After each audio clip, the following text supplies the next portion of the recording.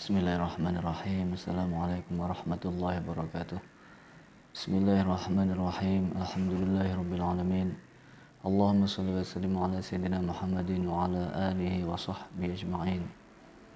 Allahumma 'allimna ma yanfa'una wa anfa'na bima 'allamtana innaka antal alimul hakim.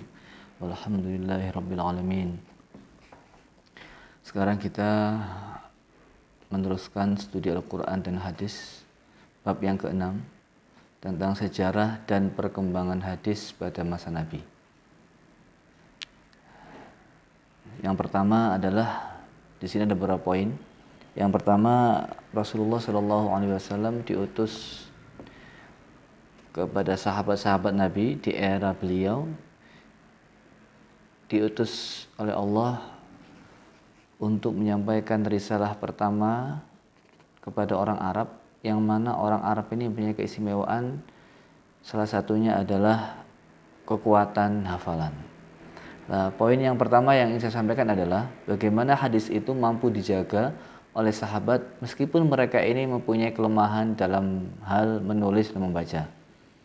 Nah, poin yang pertama adalah bagaimana kemampuan sahabat menjaga hadis Nabi. Nabi hidup di tengah kalangan orang-orang jahiliyah, yaitu orang-orang yang bodoh. Saking bodohnya sampai mereka ini menjadikan patung, menjadikan batu, pohon, dan bahkan menjadikan berhala yang mereka buat sendiri dari makanan, dan lalu mereka makannya lagi. Ini saking bodohnya mereka. Dan juga mereka suka perang, hukum rimba berlaku, bahkan bayi perempuan dikubur hidup-hidup. Nah, ini kan juga saking bodohnya masyarakat waktu itu. Makanya disebut dengan masyarakat jahiliyah.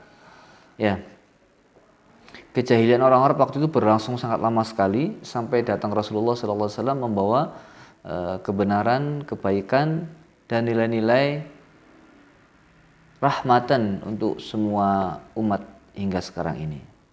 Allah Subhanahu wa Ta'ala menurunkan Al-Quran yang mampu memberikan semangat perubahan kepada mereka orang-orang jahiliyah, yang tentunya ini juga bisa berlaku dan harus berlaku juga kepada umat-umat kaum-kaum selain bangsa Arab dan selain orang yang jahiliyah. Kalau jahiliyah saja bisa dirubah dengan Al-Quran dan dengan risalah nubuwah Rasulullah SAW, maka apalagi umat-umat yang statusnya di bawah mereka dari segi kebodohannya atau ketertinggalan kebudayaannya.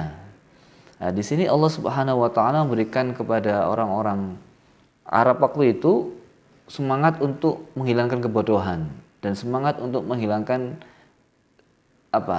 ummi itu tidak bisa membaca atau buta huruf.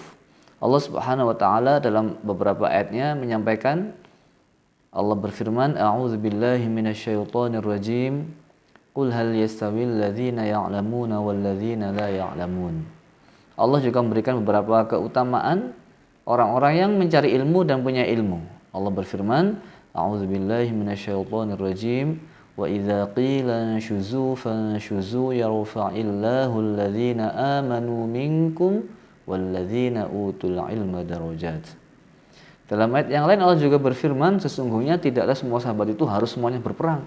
Harus ada sebagian sahabat golongan kelompok yang tidak berperang tapi mereka ini mendalami dan memperdalam dalam mencari ilmunya. Allah berfirman dalam surat At-Taubah, a'udzubillahi minasyaitonir rajim, wa ma kana al-mu'minuna liyanfiru kaffah falawla nafara min kulli firqatin minhum ta'ifatun liyatafaqahu fid din wa liyunziru qaumahum idza raja'u ilaihim la'allahum yahdharun ila akhirih.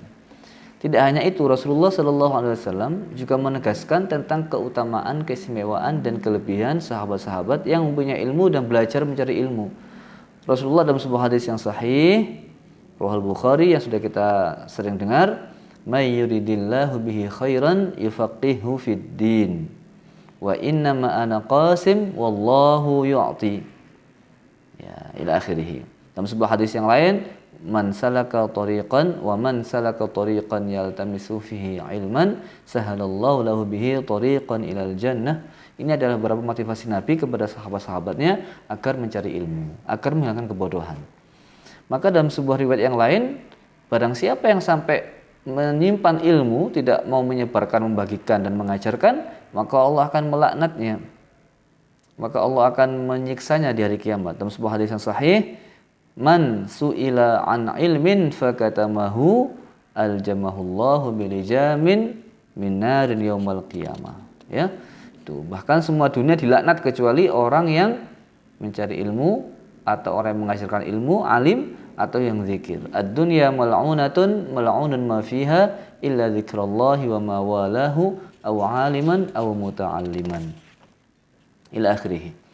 Nah, di sini ayat dan hadis tersebut jelas memberikan motivasi baru kepada para sahabat untuk mencari ilmu.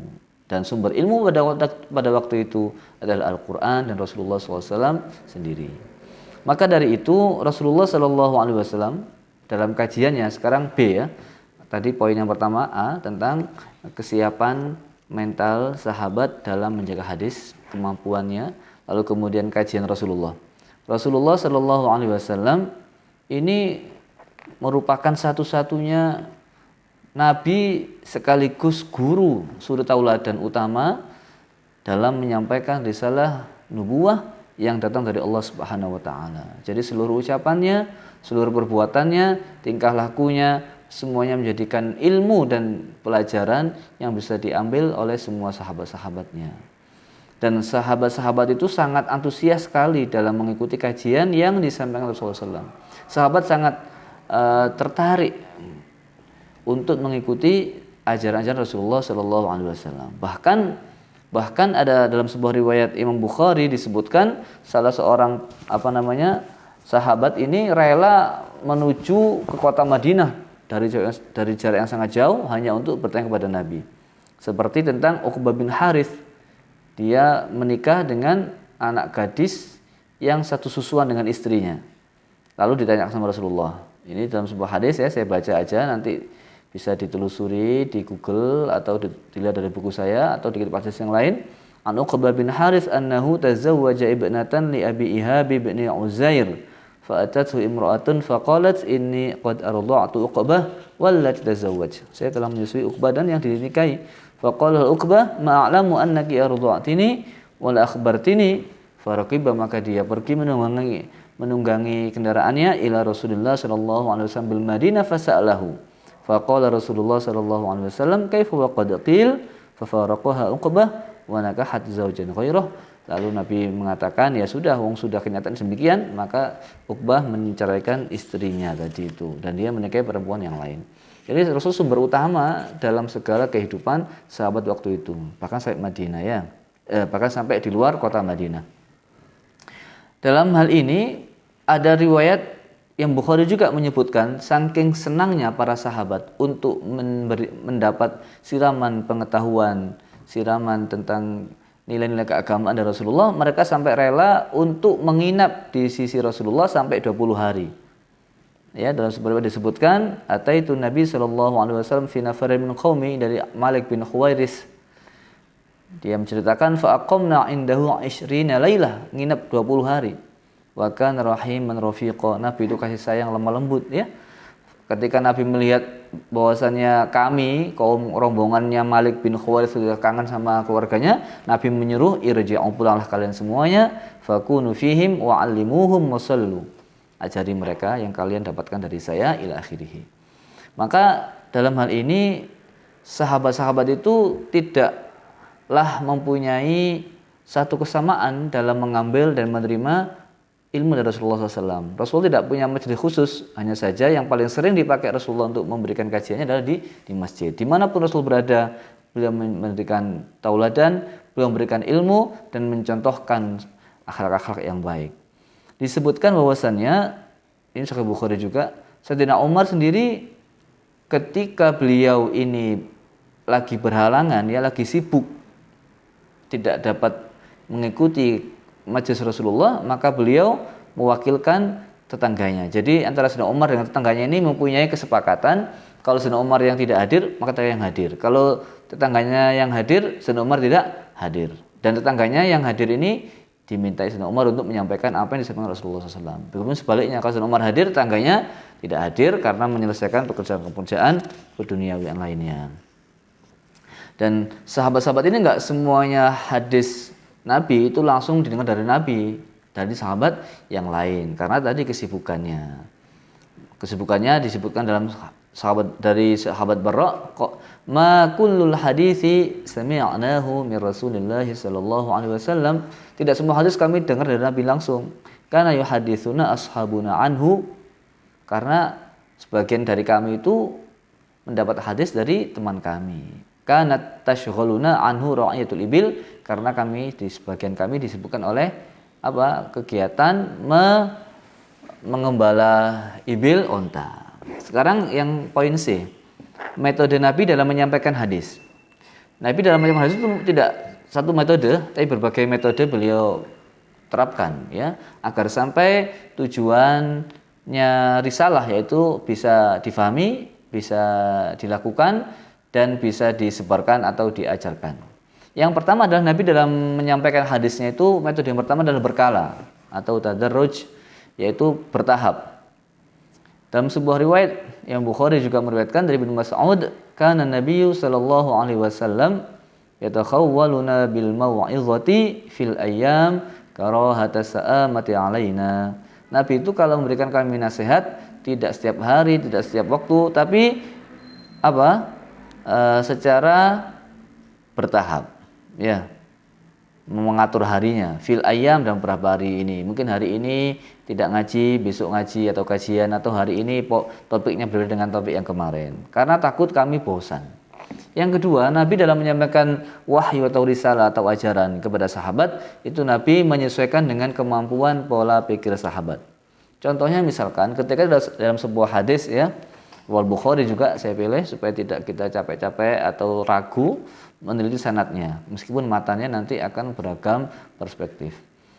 Seperti ada seorang Badui, ya, bertanya kepada Nabi karena merasa risih. Badui ini melihat istrinya ini melahirkan anak yang berkulit hitam, sedangkan laki-laki Badui tadi itu berkulit putih, istrinya juga berkulit putih, kok bisa melahirkan anak yang hitam? Ini jangan-jangan yang menjadi ayahnya bukan dia, malah orang lain, kan gitu. Akhirnya wa ini angkartuhu, saya mengingkarinya, kata Arabi tadi. Lalu menyampaikan, mengadukan kepada Rasulullah, ya Rasulullah, ini bagaimana?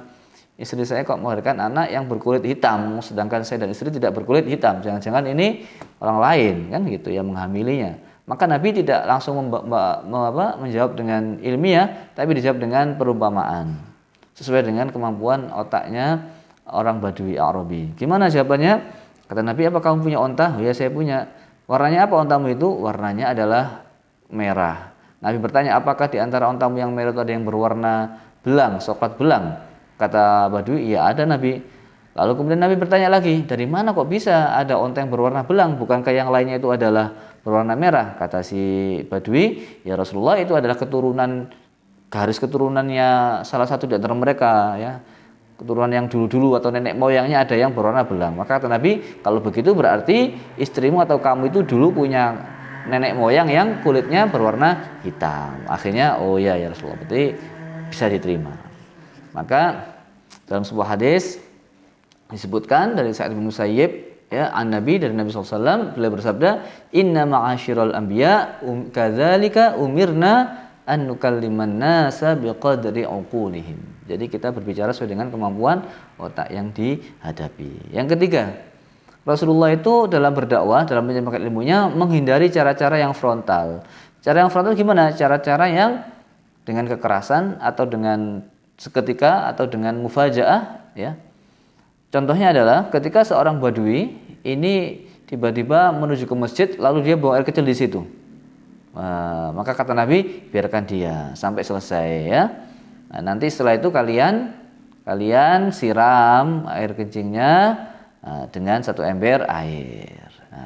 Fa inna ma bu'ithum muyassirin wa lam tub'atsu mu'assirin. Dan menurut yang lain, ada sahabat yang sudah mau mengelus pedang, atau ada sahabat yang mau menegur. Kata Nabi, enggak usah ditegur dulu sampai dia selesai. Nah, ini cara-cara Nabi dalam berdakwah sangat kondisionalis, ya. Sangat lihat kondisi dan situasi yang dilihat beliau. Contohnya lagi misalkan banyak sahabat yang bertanya tentang masalah ayul a'mali afdal. Ini sahabat ya dari Al-Bukhari dari Abu Hurairah, anna Rasulullah sallallahu alaihi wasallam suila ayul amali afdal, amal apa yang paling bagus? Nabi menjawab imanun billahi wa rasulih, iman kepada Allah Rasulnya.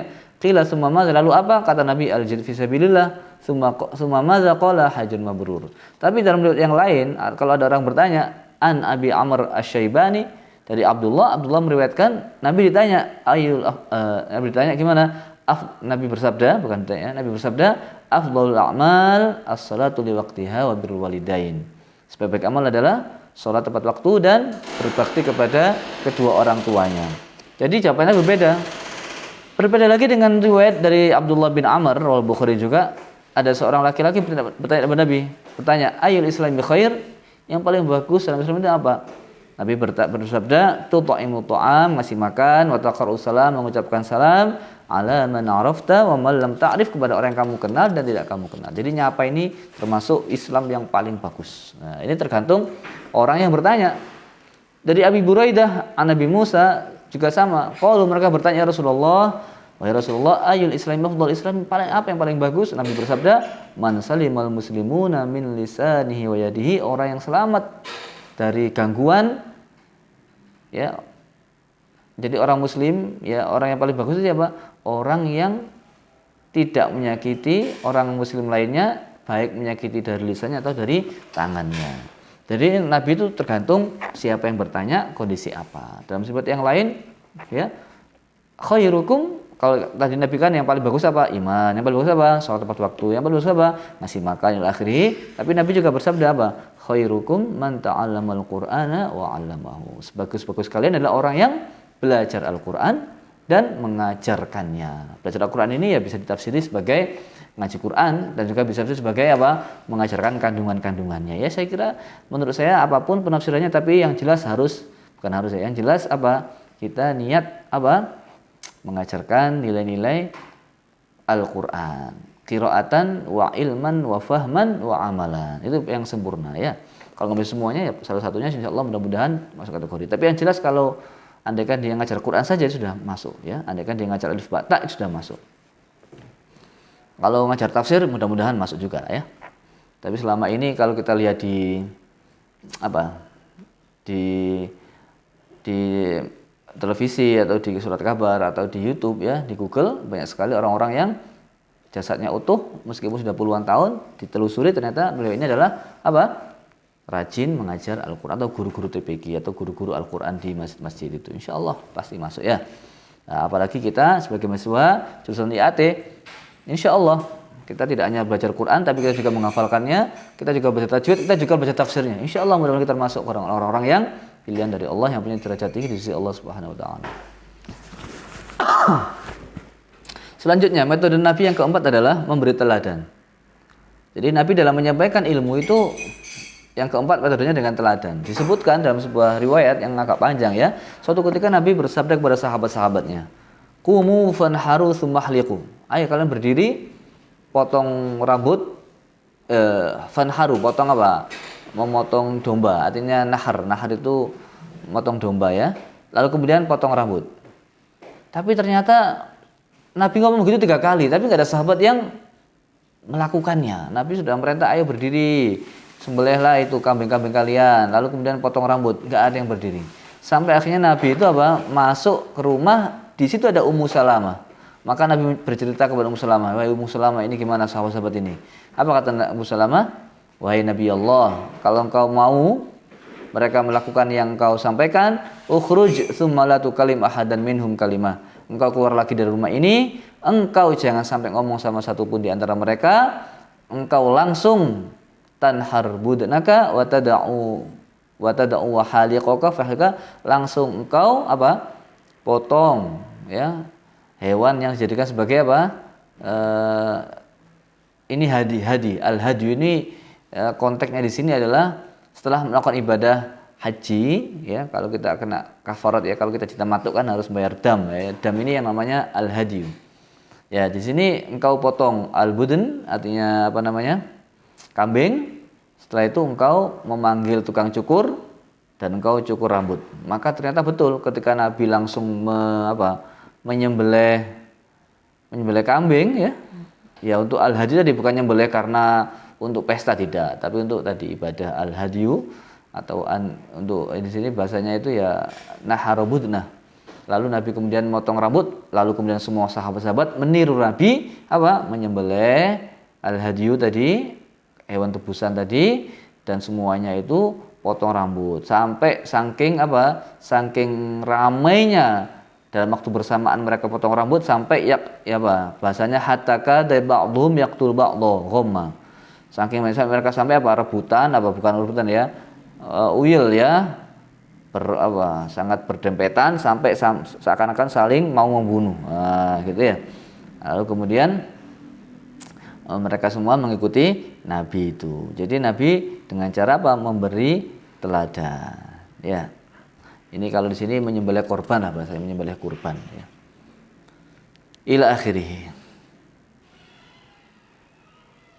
Sekarang yang metode yang kelima adalah mengulang-ulang kalimat. Nabi itu kalau bersabda 3 kali, biasanya enggak selalu. Diriwayatkan dari sebuah riwayat At-Tirmidzi an Anas bin Malik qala kana Rasulullah sallallahu alaihi wasallam yu'idul kalimata thalatsan tuqala anhu. Nabi itu ketika memberikan ilmu, menyampaikan wahyu, kadang sering juga mengulang-ulang kalimat sampai 3 kali supaya bisa difahami dan bisa dimengerti. Ini poin yang ketiga. Poin yang kelima ya dari metode Nabi menyampaikan hadis. Sekarang yang yang keempat ini ya. Poin yang D maksudnya cara sahabat menerima hadis Nabi. Bagaimana cara sahabat menerima hadis Nabi? Maka cara sahabat menerima hadis Nabi ini setidaknya ada 3. Yang pertama mendengarkan, ya toh. Yang kedua menyaksikan, dan yang ketiga menulis. Nah, tulisan ini menjadi perdebatan pendapat. Ada ulama yang mengatakan bahwasannya Nabi itu melarang sahabat untuk menulis. Ya toh? La taktubu anni ghairal Qur'an. Ya, faman kataba anni ghairal Qur'an falyamhuhu. Tapi di sini sebuah hadis yang sahih rawi Abu Dawud dari Abdullah bin Amr, dia mengatakan saya ini menulis apa saja yang disampaikan Rasulullah. Apapun yang saya dengar dari Nabi, saya nulis karena saya ingin menghafalnya. Tapi orang Quraisy ini bukan berarti orang kafir ya. Quraisy ini kan suku. Tapi orang Quraisy melarang saya dan mereka mengatakan, "Apa engkau menulis sesuatu apa saja yang kau dengar dari Nabi?" Sedangkan Nabi itu juga manusia, dia juga berbicara ketika marah, juga berbicara ketika tidak marah. Maka dengan ucapan ini akhirnya Abdullah bin Amr enggak menulis lagi. Lalu saya sampaikan hal itu kepada Rasulullah. Apa kata Rasulullah? Fa'auma bi usbu'ihi ila fih. Beliau memberi isyarat kepada bibirnya, qala uktub. Tulislah dari saya. Fa walladzi nafsi biyadihi ma yakhruju minhu illa haqqun. Tidak keluar dari mulut ini kecuali kebenaran atau hak. Nah, gitu ya. Adapun hadis-hadis yang melarang untuk menulis hadis Nabi, itu ulama berpendapat itu sudah dimansukh oleh hadis-hadis yang menyuruh ya. Oleh hadis yang menyuruh atau hadis tentang perintah Nabi untuk menulis semua yang keluar dari lisan Nabi Shallallahu Alaihi Wasallam. Ya. Tapi sebagian ulama mengatakan larangan menulis hadis bukan karena dimansukh, tapi karena khawatir kecampur dengan redaksi Al-Quran. Misalkan satu kertas ada Qurannya, ada hadisnya, ini kan khawatir kalau ada sahabat-sahabat yang tidak memahami itu, dikira itu adalah Al-Quran padahal hadis, karena satu lembar yang sama. Kita lihat bahwa pada masa dulu sangat minim sekali, sangat kurang sekali media-media untuk menulis ya, kertas itu jarang, repot ya. Atau larangan menulis hadis tersebut khawatir dibaca oleh orang yang ummi, orang yang tidak bisa. Tapi mengatakan enggak begitu. Jadi larangan itu ulama satu mengatakan dimansukh. Larangan itu dimansukh oleh yang memerintahkan menulis. Yang kedua, larangan hadis itu tidak boleh dalam satu lembar. Larangan itu. Jadi kalau 2 lembar boleh. Artinya Quran sendiri, hadis sendiri enggak boleh itu mencampur Quran dan sunnah. Itu maksudnya larangan. Yang ketiga, maksud larangan itu apa? boleh ini hanya ihtimal itu kemungkinan. Larangan itu adalah karena dikhususkan hanya untuk begini. Larangan itu berlaku agar sahabat tidak disibukkan oleh hadis lalu meninggalkan atau mengabaikan Al-Qur'an. Ini kemungkinan-kemungkinannya ya, kemungkinan ketiga. Tapi kemungkinan-kemungkinan itu tersebut hilang dan ketika kemungkinan-kemungkinan tersebut hilang dan dirasa sudah aman untuk menulis hadis, maka larangan tersebut nggak berlaku. Jadi kalau ditulis tidak dalam satu lembar dicampur dengan Quran nggak apa-apa. Yang kedua, kalau sahabat dirasa aman nggak mungkin akan meninggalkan Quran ya nggak apa-apa. Ini hanya ihtimal kemungkinan. Tapi menurut saya wallahu a'lam lebih tepatnya itu dimansukh ya. Tapi semuanya juga ada kemungkinan semuanya benar ya. Larangan itu hanya berlaku bagi orang yang tidak bisa nulis hadis, biasanya seperti itu. Tapi dalam sebuah riwayat yang sangat kuat sesungguhnya Imam Al-Bukhari meriwayatkan bahwasanya Nabi bersabda kepada Abu Syah, "Uktubu li Abi Syah." Tulislah ucapan saya, khutbah saya untuk Abu Syah. Jadi Abu Syah nggak bisa nulis, tapi Nabi berkata sahabat yang lain untuk menuliskan untuk Abu Syah. Dalam riwayat yang lain ya, Nabi sebelum meninggal itu bilang begini, "Lamma ishtadda bin Nabi sallallahu alaihi wasallam waja'ahu," ketika sudah sakit parah ya. Nabi beliau bersabda, "Ituni bi kitabin aktubu lakum kitaban la tadillu ba'dahu abada ila akhirih." Tolong saya ambilkan kitab ya, ambilkan buku, pensil, saya mau nulis kepada kalian tulisan. Kamu enggak akan sesat setelah itu. Setelah membaca tulisan apa? Tamassaku bi kitabillah wa sunnati rasulih ila akhirih. Itu ya. Maka di sini adalah menunjukkan bahwasanya perintah untuk menulis itu sebelum Rasul wafat. Jadi yang larangan itu sudah dimansukh. Atau boleh jadi kemungkinan ini betul ya, berlaku bagi sahabat yang tidak bisa nulis atau khawatir bercampur dengan Quran atau sahabat sibuk oleh hadis daripada Quran. Tapi ini kemungkinan-kemungkinan. Dalam riwayat yang lain ya, Abu Hurairah ya, beliau mengatakan, "Ma min ashabin," rawal Bukhari, "Ma min ashabin Nabi," tidaklah satu orang dari sahabat Nabi yang lebih banyak hadisnya daripada aku kecuali siapa? Abdullah bin Amr. Kenapa? Fa innahu kana yaktub wa yaktub. Karena Abdullah bin Amr itu menulis hadis, saya enggak nulis hadis. Nah, ila akhirih. Setelah itu kemudian kita kembali ke cara sahabat, bukan kembali ya, kita meneruskan pembahasan tentang cara ini terakhir insyaallah, kurang 2 poin ya. Sekarang ini masih dalam poin cara sahabat menerima hadis Nabi. Nah, cara sahabat dalam menerima hadis Nabi selain dari majelis ilmu yang diasuh oleh Nabi sendiri, setidaknya melalui beberapa keadaan. Yang pertama, keadaan yang menimpa Nabi. Rasulullah SAW menjelaskan kepada sahabat tersebut. Jadi kalau ada keadaan Rasulullah menjelaskan kepada sahabat. Contohnya misalkan Nabi itu ketika di pasar lihat orang jualan makanan. Lalu Nabi bertanya, "Kaifa tabi'u?" Bagaimana engkau menjual makanan? Maka dijawablah. Lalu kemudian Nabi menguji kejujuran orang tersebut. Dimasukkanlah tangan Nabi ke makanan yang dijualnya. Ternyata di bawah-bawahnya itu ada yang basah. Artinya apa? Yang di atas dilihatkan yang bagus-bagus, yang di bawah yang busuk-busuk. Maka kata Nabi, "Laisa minna man ghasya," bukanlah dari kami orang yang menipu. Nah, oleh karena itu sahabat dengan begini langsung mendapatkan ilmu dari mana? Dari keadaan yang dialami oleh Nabi ya.